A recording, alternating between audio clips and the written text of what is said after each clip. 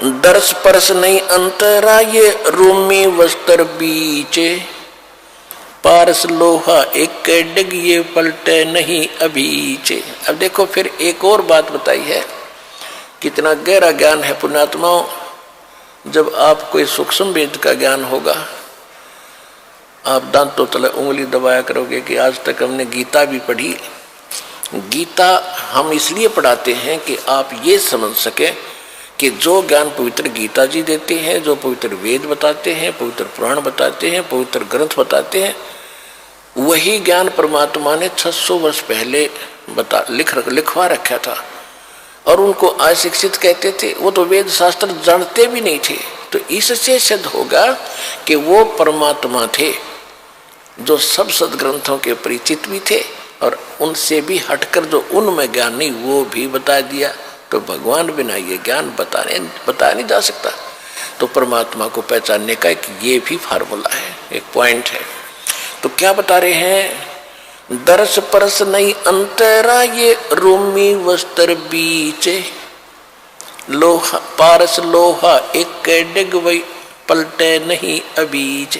एक पंक्ति में कितना गहराई वर्दी, कितने गूढ़ रहस्य है। क्या बताते हैं कि आप यहाँ सत्संग में आते हैं और जिनके इन वचनों का असर नहीं हुआ तो वो कैसे हैं कि चंदन बन में रंग ला दे एक, चंदन बन में रंग ला दे एक बांस बिटम्बी ना सींचे। कोट वर्ष करो संगत संतों की, कोट वर्ष करो संगत संत की, पत्थर का जल में क्या भीजे। एक चंदन बन में रंग ला दे पर बांस बिटम्बी ना सींचे।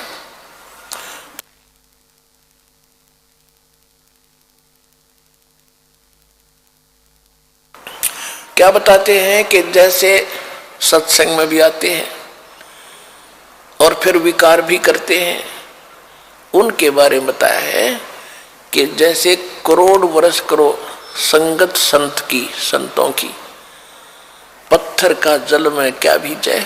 जैसे पत्थर को जल में डाल दे चाहे 20 फुट नीचे गहराई में, और निकालने के बाद फिर उन दोनों टुकड़ों को तुरंत ही ऐसे रगड़ दो, तुरंत आग पाटेगी, चिंगारी पाटेंगी, निकलेंगी। इससे सिद्ध हुआ कि जल से तो असर होना चाहिए था, वो अंगारी नहीं पाटनी होनी चाहिए थी, नहीं निकलनी चाहिए थी, लेकिन उसके जल का असर नहीं हुआ, वो न्यों का न्यों पड़ा है, एज इट इज विकार उसमें। इसी प्रकार जो सत्संग में आते हैं उनको कहते हैं करोड़ वर्ष करो संगत संतों की, और पत्थर का जल में क्या भीजे, क्या भीगे, और चंदन बन में रंग ला दे एक बांस बिटम्बी ना सींचे। ये सूक्ष्म वेद की वाणी है, गरीबदास साहिब जी की वाणी है। क्या बताया कि जैसे चंदन का पेड़ होता है, आसपास के चाहे नीम हो, जंडी हो, कोई पीपल हो, उन सभी आसपास के पेड़ों को अपनी महक छोड़ छोड़ के अपनी सुगंध युक्त कर देता है, और वो भी चंदन जैसी महक देने लग जाते हैं। लेकिन बांस बंबू जिसकी लाठी बने हैं, कहते वो बांस चाहे उसके साथ उग गया चंदन के, बांस के असर नहीं होता। तो क्या बताते हैं कि कोट वर्ष करो संगत संतों की, और पत्थर का जल में क्या भीजे, और चंदन बन में रंग ला दे एक बांस बिटम्बी ना सींचे। तो जो बांस जैसे और पत्थर जैसे व्यक्ति हैं उनका तो असर हो को नहीं, और नहीं तो परमात्मा की वाणी आपको चंदन बना दिया, और आप ही आगे जा जा के सब न सुनाते हो। आप अपनी महक आगे छोड़ छोड़ के अपने भाई बहन रिश्तेदारों तक ये महक भगवान की छोड़ रहे हो।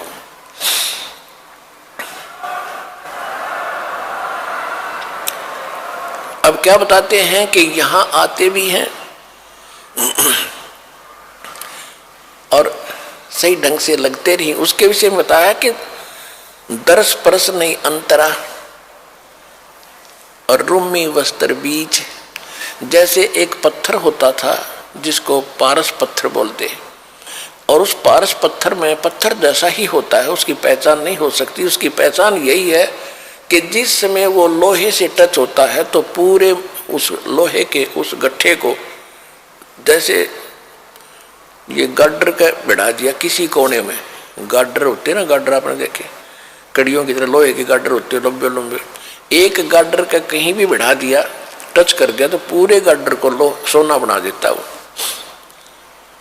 अब क्या कहते हैं कि उस पारस पत्थर और लोहे के बीच में तीनों साथ साथ रखे हों और उनके बीच में इतना अंतर हो जैसे पहले एक रोम से बनकर कपड़ा आता था, बहुत पतला।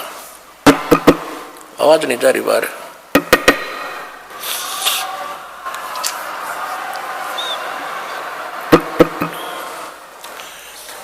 पहले अब क्या कहते हैं कि यदि पत्थर को, उस पारस को और लोहे को बिल्कुल निकट रखा हुआ है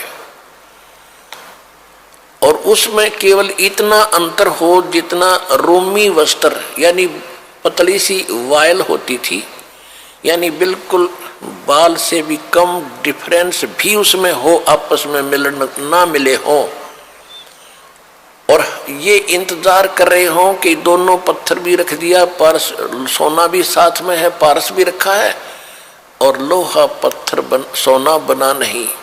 कहते रूमी वस्त्र अंतरा और पारस लोहे बीज, और कहते दर्श परस नहीं अंतरा रूमी वस्त्र बीज, और पारस लोहा एक कर डेग फिर पलटे नहीं अबीज। यानी इतना भी अंतर रह गया तो भी परिवर्तन नहीं होगा और वो दिखेगा कति साथ रखा हुआ। तो ये कहते हैं जो सत्संग में आते हैं और जिनके इन बातों का असर नहीं हो रहा तो उनकी